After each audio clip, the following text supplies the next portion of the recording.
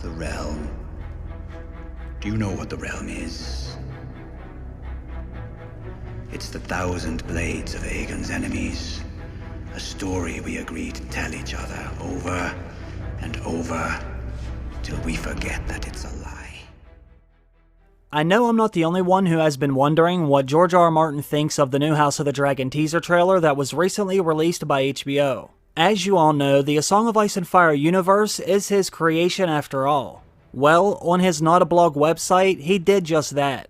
Only a few days ago, George R. R. Martin let us know what he thinks about House of the Dragon. Let me show you what he said. Now, the first thing he says is, the dragons are coming. Yes, I know, most of you have already seen this. What can I say? I am busy. Juggling so many balls, so many projects, posting stuff on my NotABlog website is not my highest priority, so things may always be a little bit behind here. For the handful of you who have been off the internet for the last few days, however, HBO has released the first official teaser trailer for House of the Dragon. Here it is. Then, at the bottom of his blog, he says enjoy. And yes, I love it too. Ryan and Miguel and their team are kicking ass and taking names. Now, for those of you who don't know, the Ryan and Miguel he is referring to are Ryan Condal and Miguel Sapochnik, the showrunners for House of the Dragon. I think this is really good news now that we know George R. R. Martin loves it as well. Now, I don't know how many of you saw one of my more recent videos, but I think this show is in really good hands with Ryan Condal as one of House of the Dragon's co-creators. He actually said some things during his interview with George R. R. Martin that made me think he just might be the best man for the job. Now, if you saw that recent video, you don't need to watch any further, but if you missed it, I would highly recommend watching until the very end. I want to show you why I think Ryan will be a much better showrunner and writer than David and Dan, the old writers for Game of Thrones. I'm sure some of you have been wondering if Ryan Condal is the right fit for House of the Dragon. Some of you might be wondering if he even knows anything about A Song of Ice and Fire. Well, that answer is yes. It seems like he knows a lot more than the Game of Thrones writers did. David and Dan were fans of A Song of Ice and Fire, whereas it sounds like Ryan is a student of A Song of Ice and Fire. There is a very big difference. I think Ryan also has one big advantage over David and Dan.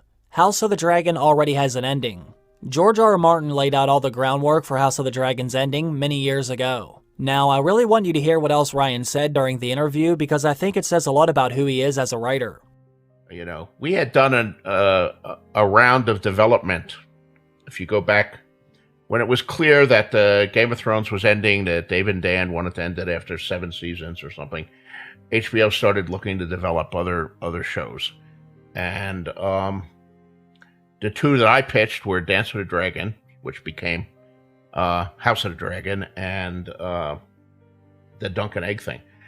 But there were a number of other shows that were developed at that time, most of them put together by writers that HBO hired who had never read my books and who I guess had watched the show and they were doing. And when we were getting into this, I didn't want that anymore. Obviously, none of those shows ultimately got on the air. I thought, you know, I want people, if they're going to be working in my world, I want them to actually have read my books. And I liked Ryan's work, and I knew he knew the world. He had read the books. So once again, in that bar at the Four Seasons, Yes. was where it all started there. Tell me about how you guys met a little bit, because I think our audience would actually really enjoy this. I'm a super fan, and I found the books at this point over 20 years ago, and I loved them. I was a huge Tolkien fan. Lord of the Rings, just worshipped at the altar of it. The movies were coming out, and I had just reread them, and I was in this kind of fantasy mode, and I was like, what else is out there? And a friend had recommended, hey, if you love Tolkien, you should really check this out, because it's really the only thing since Tolkien that really got me up out of my seat fantasy-wise. I've liked other fantasies. I've enjoyed things. There's some great classic books out there, but nothing to me held a candle to Tolkien, but this did, and it was, of course, the first book, Game of Thrones. And I read it, and I fell all the way in. I was all in. I couldn't believe how good it was. I read all three. There were 3 books at the time. Storm of Swords had just been published, and I just devoured them, and then went back and devoured them again, and it became my favorite thing. So, and this happened at a time where I was learning to write myself.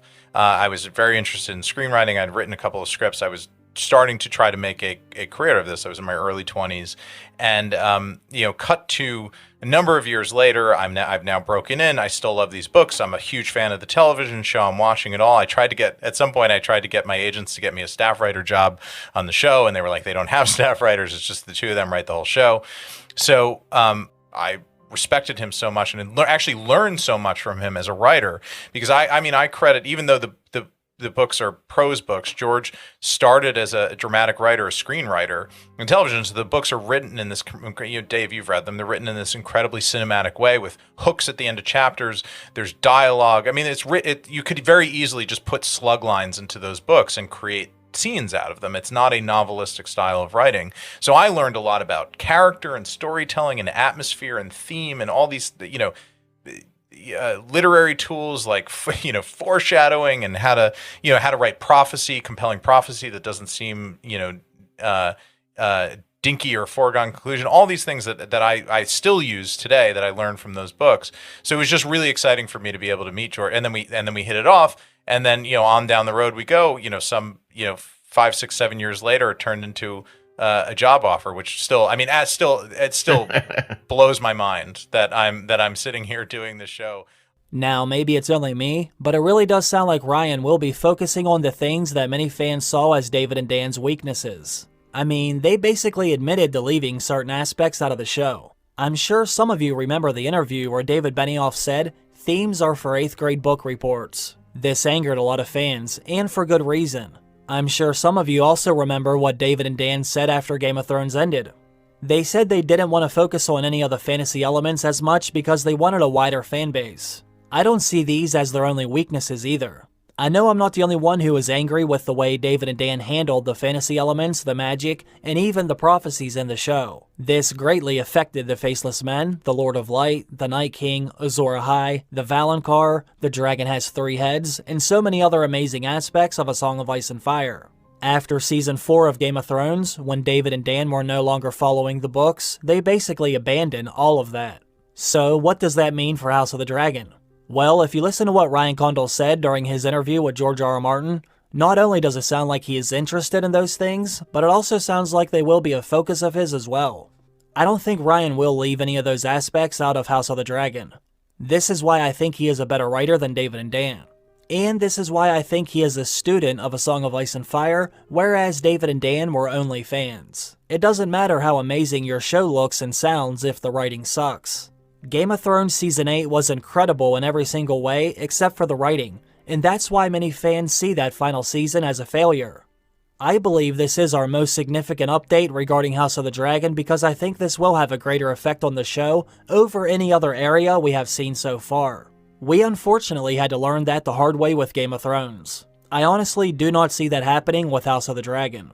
After hearing this interview, I feel like the show is now in good hands, and let us not forget, Ryan Condal isn't the only showrunner.